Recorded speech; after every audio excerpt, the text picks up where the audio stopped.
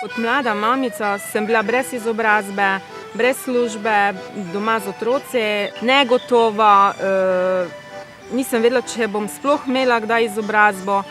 Sama si ne bi morala plačati šolanja, ker pri 2 otrocih, mož sam z zaposlitvijo, je bolj težko, ne. Daš vse v otroke, tako sem skoraj obupala pri tem, da bom sploh kdaj imela šolo, ne. Moje delovno razmerje v tovarni Mura je trajalo preko 20 let. Vendar v sebi nekako čutiš, da pač v življenju še nekaj pač moraš postoriti. Jaz sem Afrodita Prestrešič, prihajam iz Kosova. Rojena sem v Prištini, v Sloveniji sem 13 let. V Kosovu sem delala kot medicinska sestra, to je moje obrazovanje. Rada bi bila dizajnerka unikatnih nakitov in čeprav to sploh ni s mojim profesijom prej.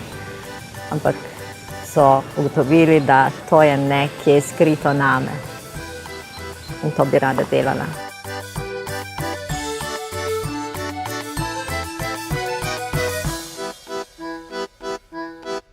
Jaz sem Pavel Novak, prihajam iz Šentjernejskega konca. Ja, jaz imam težavo pri spominjanju, ne spominjam se preveč hitro.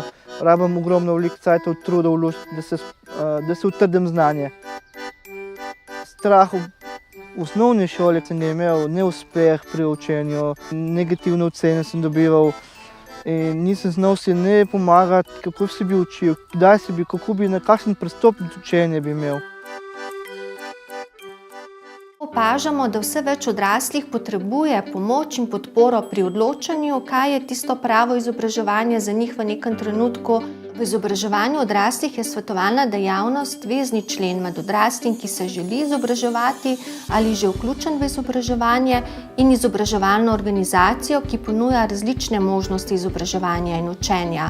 Poleg tega, da svetovalno podporo nudijo skoraj že vse izobraževalne organizacije za odrasle, smo se pred dobrimi 10 leti na Andragoškem centru odločili, da razvijamo tudi tako imenovano regionalno svetovalno središče kot neko osrednje središče v regiji, ki vsem odraslim ponuja to svetovalno podporo. Razvili smo 14 regionalnih svetovalnih središč in usposobljeni strokovni svetovalci nudijo brezplačno informiranje in svetovanje.